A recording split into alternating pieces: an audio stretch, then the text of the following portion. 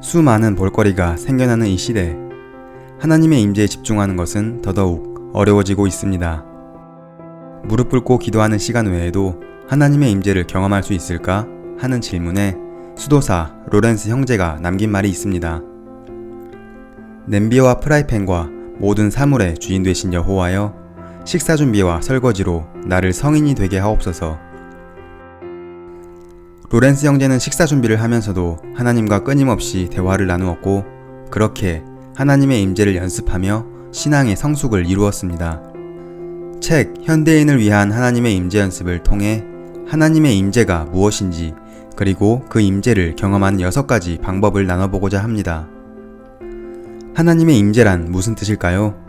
로렌스 형제는 하나님의 임재가 자신의 영혼을 하나님께 맡겨드리는 것이며 하나님이 자신과 함께 계신다는 사실을 깨닫는 것이라고 말했습니다. 여러분이 하나님과 연결되는 방법을 찾고 싶어 영상을 클릭한 이 순간도 하나님의 임재를 경험하고 있다고 말할 수 있다는 것이죠.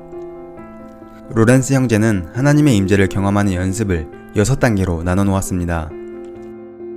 첫 번째는 삶의 정결함입니다. 말이나 생각, 그리고 행동으로 하나님께서 기뻐하지 않는 일을 하지 않도록 자신을 잘 지켜야 한다는 것입니다. 죄는 분리를 의미하고 그 죄는 하나님과 우리를 분리시키기 때문입니다. 두 번째는 집중입니다. 교회 예배당에서만이 아니라 혼자 있는 방이나 차 안에서도 모든 소음을 차단하고 잠잠히 기다리며 오직 하나님께만 집중하는 연습을 해보세요. 그렇게 연습하다 보면 사람들이 많은 곳이나 시끄러운 곳에서도 잠잠히 주님께 집중할 수 있게 될 것입니다. 세 번째는 하나님을 바라보기입니다. 아침에 일어나 새날 주신 하나님께 감사하고, 학교와 직장에서도 하나님을 인정하고, 잠자리에 들 때도 안식처와 가정을 주신 하나님께 감사하는 것입니다.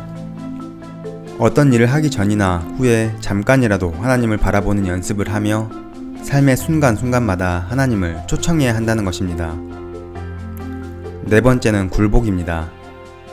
하나님께 이렇게 고백해보세요. 주님, 저는 온전히 당신 것입니다. 전심으로 주님을 사랑합니다. 제 마음을 당신 것으로 바꿔주세요. 이렇게 고백하다 보면 사랑이 마음속에서 넘쳐나게 될 것입니다. 또 내가 해결해야 할 일들과 필요한 것들을 리스트로 만들어서 하나님께 구하는 것이 아니라 내 자신을 복종시켜 주님, 주의 종이 듣겠나이다 말씀하십시오 라고 고백해야 합니다. 하나님은 소원을 들어주는 산타가 아니라 나와 동행하기를 열망하시는 인격체이시기 때문입니다. 다섯 번째는 습관입니다. 처음에는 어렵지만 꾸준히 임재를 연습하다 보면 이것이 습관이 되어 어느 순간 자연스럽게 하나님과 동행하는 자신을 발견하게 됩니다. 항상 평안해 보이는 대다수의 사람들은 자신도 모르는 사이에 하나님의 임재가 습관화되어 항상 하나님과 함께하고 있는 것입니다. 항상 곁에 계시는 하나님을 영으로 경험하기에 기쁨이 충만한 것입니다. 여섯 번째는 하나님과 하나됨입니다. 하나님과 하나되는 상태에 도달하려면 세상의 즐거움을 찾는 감각과 영을 억제해야 합니다. 그럴 때 우리는 세상 속에서 살고 있지만 세상의 쾌락을 초월하는 하나님의 임재의 기쁨을 맛보며 살아갈 수 있다는 것입니다.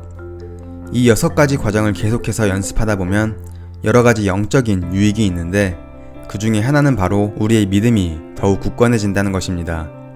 어떤 상황을 볼 때 인간적인 시선이 아니라 하나님의 시선으로 바라볼 수 있게 되며 선택을 할 때에도 나의 유익이 아니라 하나님의 뜻에 부합하는 결정을 할 수 있게 된다는 것입니다. 쉽게 말해 주님과 하나가 된다는 것입니다.